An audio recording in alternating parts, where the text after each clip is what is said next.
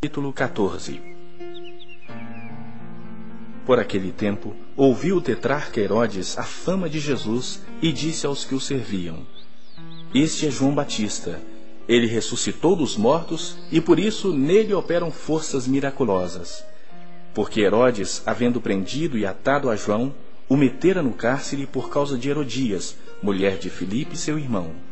Pois João lhe dizia: Não te é lícito possuí-la. E querendo matá-lo, temia o povo, porque o tinham como profeta. Ora, tendo chegado o dia natalício de Herodes, dançou a filha de Herodias diante de todos e agradou a Herodes. Pelo que prometeu com juramento dar-lhe o que pedisse. Então ela, instigada por sua mãe, disse: Dá-me aqui num prato a cabeça de João Batista. Entristeceu-se o rei, mas por causa do juramento e dos que estavam com ele à mesa, determinou que lhe a dessem. E deu ordens e decapitou a João no cárcere. Foi trazida a cabeça num prato e dada à jovem, que a levou à sua mãe. Então vieram seus discípulos, levaram o corpo e o sepultaram. Depois foram e anunciaram a Jesus. Jesus, ouvindo isto, retirou-se dali num barco para um lugar deserto à parte. Sabendo-o as multidões, vieram da cidade seguindo-o por terra.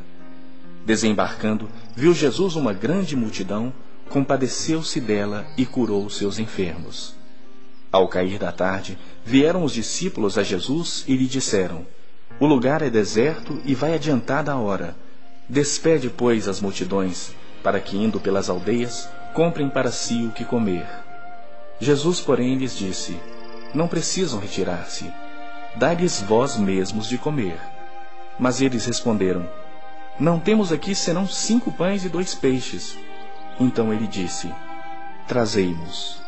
E tendo mandado que a multidão se assentasse sobre a relva, tomando os 5 pães e os 2 peixes, erguendo os olhos ao céu, os abençoou.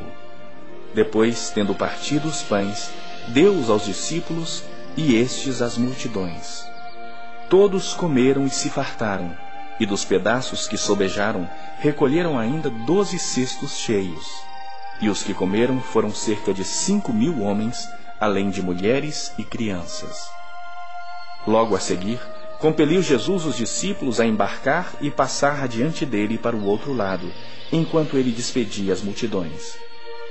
E despedidas as multidões, subiu ao monte a fim de orar sozinho. Em caindo a tarde, lá estava ele só. Entretanto, o barco já estava longe, a muitos estádios da terra, açoitado pelas ondas, porque o vento era contrário. Na 4ª vigília da noite, foi Jesus ter com eles, andando por sobre as águas.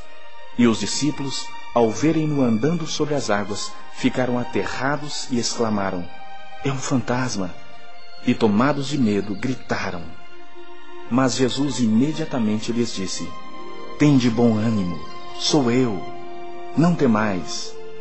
Respondendo-lhe Pedro, disse: Se és tu, Senhor, manda-me ir ter contigo por sobre as águas. E ele disse: Vem. E Pedro, descendo do barco, andou por sobre as águas e foi ter com Jesus. Reparando, porém, na força do vento, teve medo, e começando a submergir, gritou: Salva-me, Senhor! E prontamente Jesus, estendendo a mão, tomou-o e lhe disse: Homem de pequena fé, por que duvidaste? Subindo ambos para o barco, cessou o vento. E os que estavam no barco adoraram, dizendo: Verdadeiramente és filho de Deus.